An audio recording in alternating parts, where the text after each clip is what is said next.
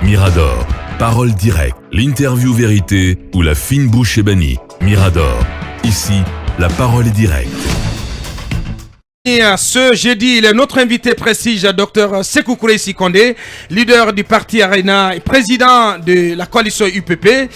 À quelques heures de l'expiration, voilà, c'est pas tous les micros qui sont ouverts à la fois, à quelques heures de l'expiration de l'ultimatum de la CEDEAO, comment éviter la possible main lourde de l'organisation sous-régionale, une éventuelle concession de la junte sur la création d'un véritable cadre de dialogue pourrait-elle amener cette CEDEAO à ajourner son ultimatum? Nous posons ces questions et d'autres à Dr Sékou Koureyssi Condé. Bonjour. Oui, bonjour. Bienvenue. Boubacar Diallo, merci Bienvenue de l'invitation. Ouais. Allez-y, Talibé. Bonjour à toute l'équipe. Bienvenue. Dynamique Tout le plaisir. équipe. Merci. Allez-y, Talibé. Alors, docteur, on est à quelques 72 heures de l'ultimatum fixé par la CEDEAO à la Guinée afin que nous lui produisions finalement ou enfin un chronogramme consensuel et acceptable. Est-ce que c'est une gageure pour vous? C'est impossible au regard justement du contexte, tous les obstacles qu'il y a devant le CNRD à cet effet.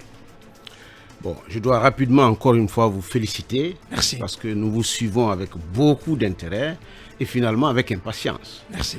Et à partir de ce moment-là, nous pouvons compter sur vous pour continuer à animer les débats politiques et sociaux dans notre pays. Merci. Merci. En ce qui concerne la CEDEAO, il n'y a pas de feu à la demeure. Moi, je pense que la date butoir du 25 avril n'est pas un fleuve. Nous avons d'autres dates à nous et devant nous. Le cadre de dialogue en question est une nécessité permanente. Les partis politiques ont répondu à la dernière lettre du ministre Mori Condé avec beaucoup de diligence. Et en ce qui nous concerne, l'UPP, je n'en suis pas le président, je suis le porte-parole. Le porte-parole plutôt. Et donc le porte-parole. Nous avons tout simplement demandé au ministre qu'au lieu de continuer dans les échanges de courriers et de documents, il va falloir créer un espace plus approprié, donc inviter tout le monde à se retrouver autour de ce document et que cette rencontre pourrait être le début d'un véritable dialogue. Donc un espace approprié pour soulever de véritables questions guinéennes qui n'ont rien à voir a priori avec la CEDEAO. La CEDEAO est un organe de nos États. Nous voulons une CEDEAO des peuples. Nous sommes très regardants sur l'intérêt que porte la CEDEAO sur notre pays, mais nous sommes encore plus regardants sur l'attention que le CNRD va porter sur la classe politique guinéenne. Sauf qu'au-delà de l'attention que la CEDEAO porte sur la situation guinéenne, elle menace, elle brandit des sanctions, cette fois-ci économiques et financières. C'est de cela qu'il est question, docteur. Et un ultimatum qui nous est fixé, il est demandé à la jeune Guinéenne de produire, de transmettre un chronogramme consensuel et acceptable d'ici au 25. Passer ce délai, ce sont des sanctions qui tombent. Est-ce que ça fait peur? Est-ce que, au regard du contexte de discorde autour notamment de ce cadre de concertation qui a été mis en place, est-ce qu'on est on n'est pas à même de dire que la Guinée est partie pour être sanctionnée après le lundi? Je pense que nous ne sommes pas en retard. Tout est possible en 48 heures, premièrement. Deuxièmement... Les positions sont très éloignées, docteur. Mais écoutez, moi je suis naturellement porté à l'optimisme. Moi je crois en l'homme. Donc ce n'est pas par rapport à la CEDEAO que nous devons nous précipiter, c'est par rapport à la Guinée et aux Guinéens que nous devons nous précipiter. Et cela n'est pas une question de 48 heures, c'est une question d'heures. La situation est suffisamment pesante aujourd'hui, premièrement. Et secondement, je viens d'une tournée au cours de laquelle j'ai expliqué à mes interlocuteurs et de la CEDEAO et des représentants des gouvernements respectifs, de la société civile et parlementaire, qu'il va falloir que la CEDEAO fasse la différence entre la punition et la sanction. C'est-à-dire que lorsque vous voulez punir quelqu'un qui m'a dérobé un stylo, naturellement, il est ciblé. C'est de lui il s'agit. Alors, lorsque vous engagez une sanction, elle est générale et pesante souvent sur les populations qui n'ont absolument rien à voir avec l'opération que vous condamnez. Donc, il faut harmoniser les vues et les démarches. encore une fois, la sanction de la CEDEAO, le délai de la CEDEAO est une chose. Mais ce que nous attendons du CNRD, si cela s'accomplissait dans 1 heure ou en un jour, mais c'est la Guinée qui sera libérée. Il faut que la Guinée se libère entre Guinéens avant que les sanctions ne nous menacent. Bien, allez-y Lincoln. J'ai comme impression que vous revenez sur peut-être la mise en place du cadre de dialogue inclusif que vous avez demandé. Tout à fait. Deuxièmement, est-ce que la junte n'est pas prise dans son propre piège en peut-être laissant de côté la classe politique et en dirigeant avec arrogance entre griffes jusqu'à peut-être avoir plus de temps? Aujourd'hui, nous sommes pratiquement dans le pétrin. Moi, je suis en parfaite harmonie avec vous. J'ai eu l'impression qu'on veut exclure l'espace politique, qu'on veut exclure la famille politique. Ouais. Et ce sentiment est douloureux parce que ce n'est pas nécessaire, ou autrement dit, ce n'est pas tout simplement possible. Il faut se regarder en face, il faut se dire les vérités d'ici. Il faut se reconnaître fondamentalement. Et j'ai senti pendant ces quelques heures, donc ces quelques jours, un sentiment de retour à la normale. Donc un sentiment de volonté de main tendue et de volonté de dialogue. Moi, je vais la saisir. Je vais la saisir à condition que les revendications et les questions que nous avons posées, que nous continuons à nous poser, soient mises sur la table et que nous trouvons des solutions vraiment guinéennes. Pas par précipitation parce que les autres vont venir et partir, ou parce que les autres vont nous sanctionner, mais parce que nous avons la volonté guinéenne de bâtir une société harmonieuse. Bien. Alors, allez-y. Peut-être, Talibi. docteur, dans leur réponse, les différentes coalitions ont déjà rappelé au ministère de l'administration du territoire lui avoir déjà déposé des mémos dans lesquels on parle justement des chantiers de la transition et de la durée de la transition. Si une compilation de ces mémos était faite, ensuite un chronogramme transmis au plus tard le 25 à la CEDEAO, est-ce que ces coalitions ne seraient pas contraintes de s'y reconnaître puisque cela résulte de leurs mémos dont ils parlent dans leurs lettres réponses? Oui, vous avez parfaitement raison.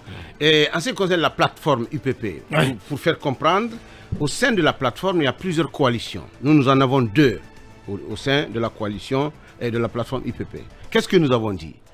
Monsieur le ministre, au lieu de continuer à parler des documents, mais rencontrons-nous. Au lieu d'éviter... mais comment vous rencontrez alors que... Si tu permets, Talibi, comment vous rencontrez, comment organiser une telle rencontre alors que une partie assez significative de l'échiquier politique national boude et rejette la main tendue du ministre Morikone. Je parle du RPG Arc-en-Ciel, qui a son champion qui est aux mains de la junte, qui a ses hauts responsables qui sont traqués par la CRIEF. Je parle de l'ANAD, dirigé par la cellule d'Alain Diallo, qui a vu son domicile complètement mis à sac, etc. etc. L'ANAD ne vient pas, le RPG Arc-en-Ciel ne vient pas, l'UFR ne vient pas, etc. etc. Comment peut-on envisager une rencontre sans ces grandes familles ultra dominantes de l'échiquier politique? Respect et merci pour le diagnostic. À partir du moment où le diagnostic est fait, la solution est trouvée. Écoutez, vous avez énuméré effectivement quelques aspects, quelques points de revendication liés à nos courants de pensée.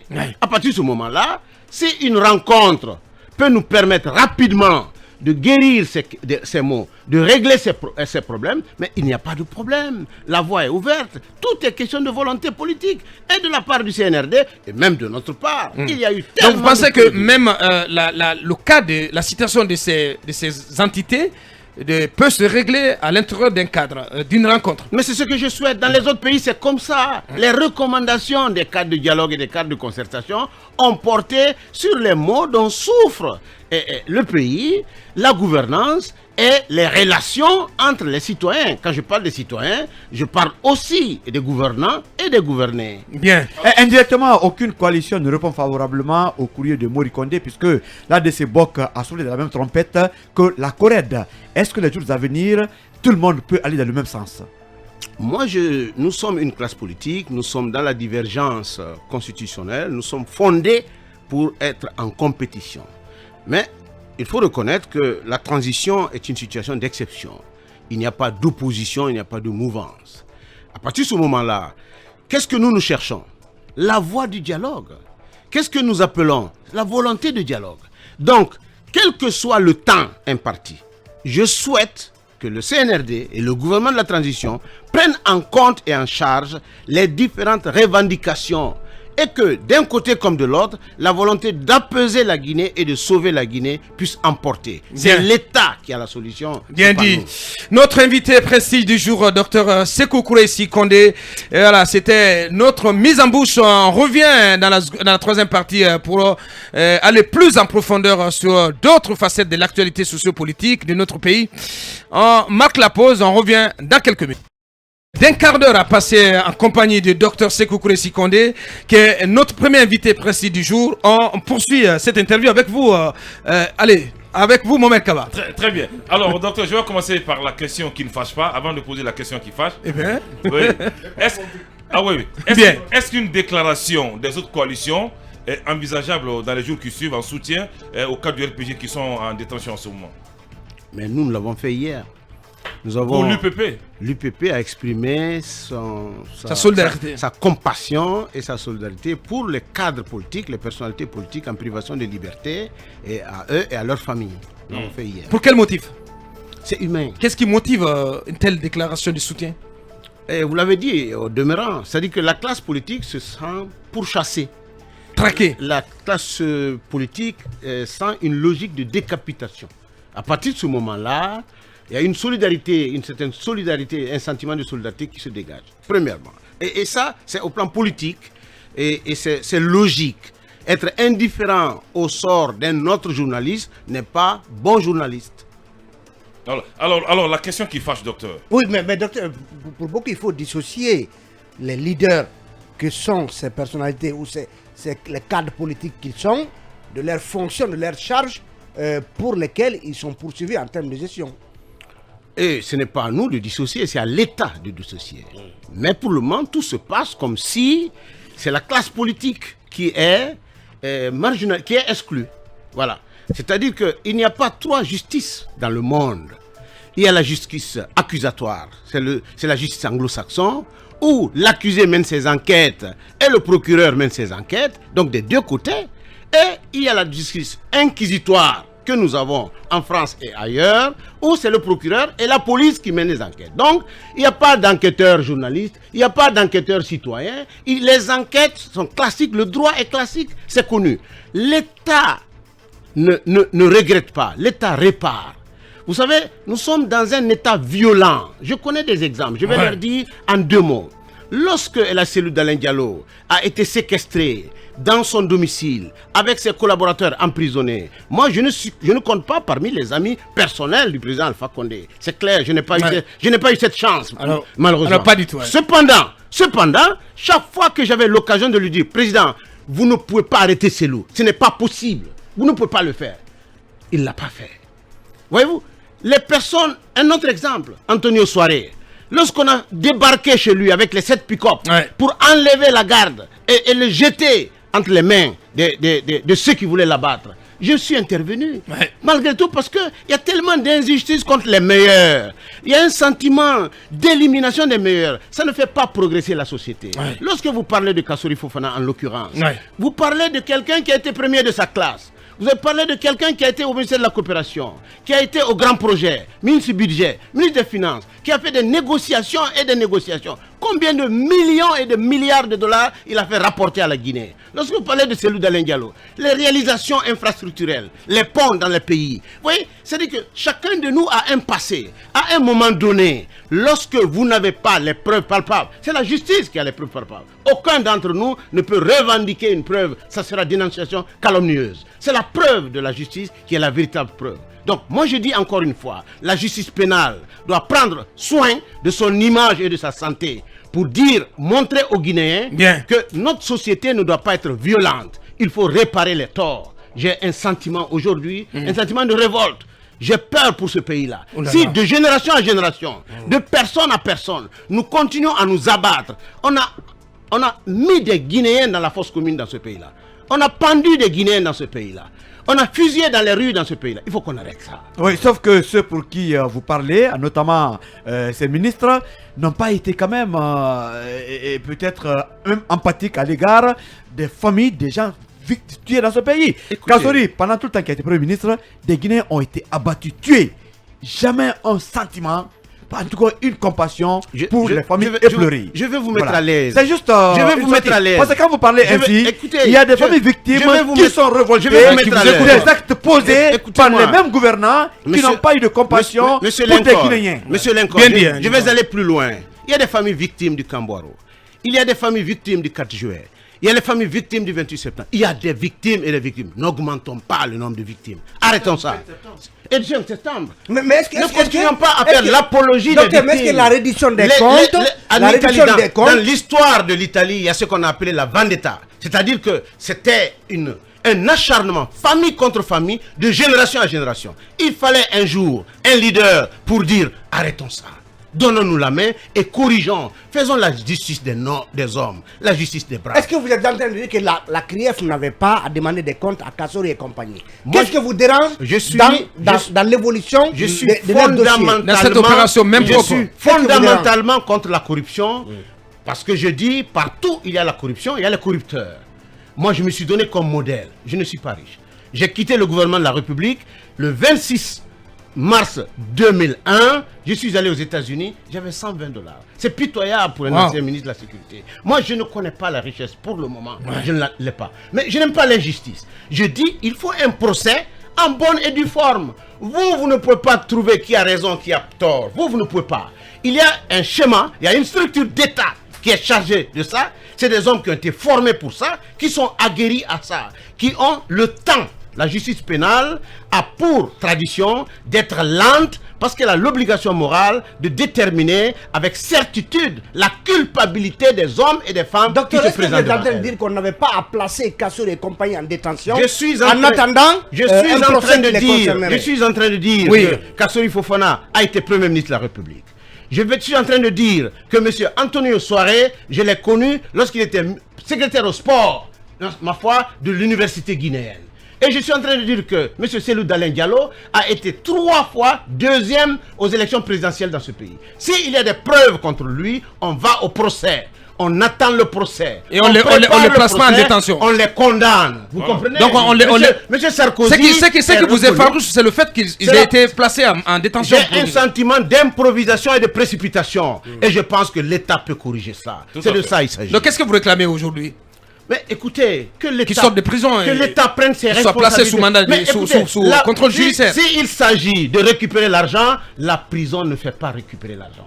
S'il s'agit de retrouver les éléments de culpabilité, ce n'est pas la privation de liberté qui va le faire. C'est la procédure judiciaire, les enquêtes adéquates qui vont le faire. Pour le moment, on a le sentiment qu'on élimine les meilleurs, qu'on s'acharne sur les meilleurs d'entre nous. Et quelle que soit leur faute, si elle est établie, ils seront condamnés. Qu'ils soient en Guinée ou ailleurs, la justice pénale internationale peut traquer qui que ce soit et où que vous soyez. Mais l'humiliation, nous sommes passés des fusillades, des calomnies. Il fut un moment dans ce pays-là, il fut un moment dans ce pays-là où on disait la dénonciation. Donc, quels que soient tes liens avec une famille, lorsqu'ils sont traités de comploteurs, écoutez, tu dois te sauver parce qu'ils ont été dénoncés. Donc, les voisins se méfiaient des voisins. Bien. Voilà le sentiment qui m'a dit. Bien. Deux dernières questions, parce qu'on a plus que 6 minutes avec le docteur. Heureusement que vous avez vécu aux États-Unis où la presse représente un pilier essentiel pour les services judiciaires.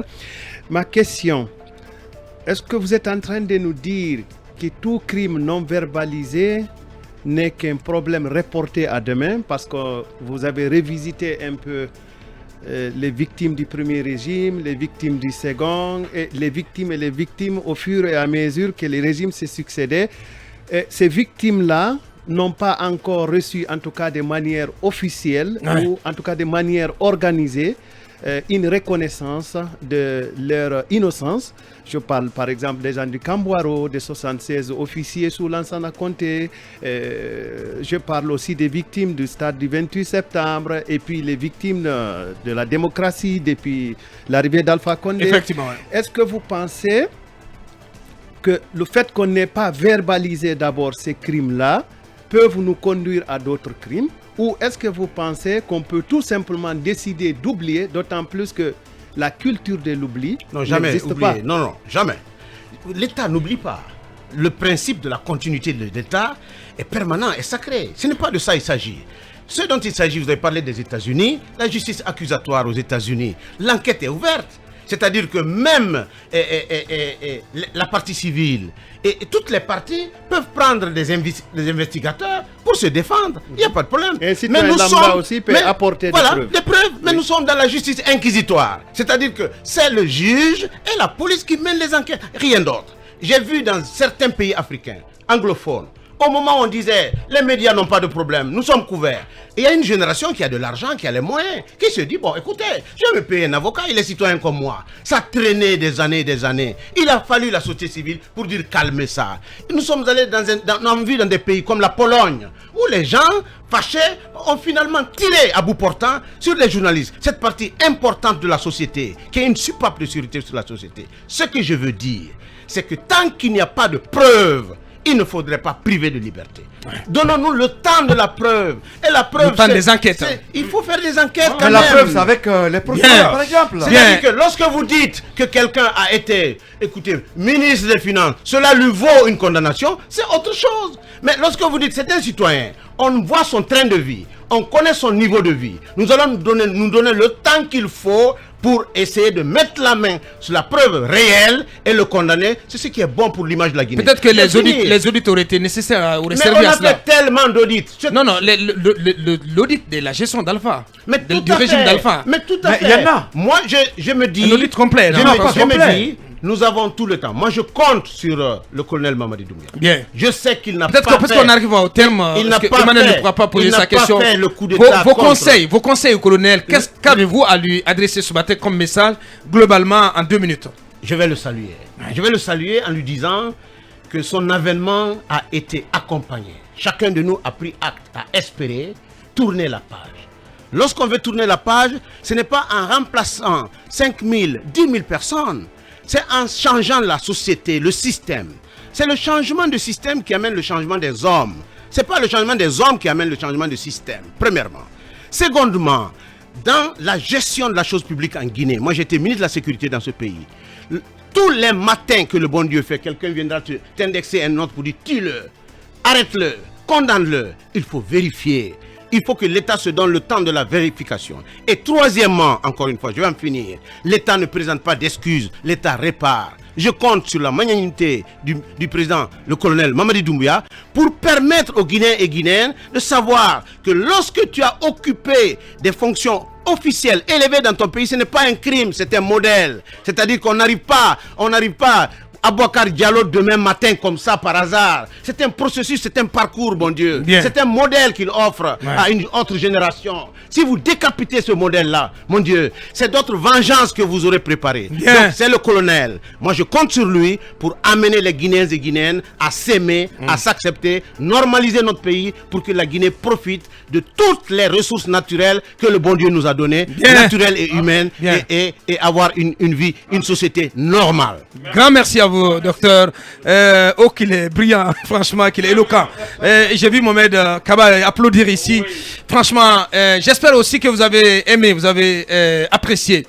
Miado, continue.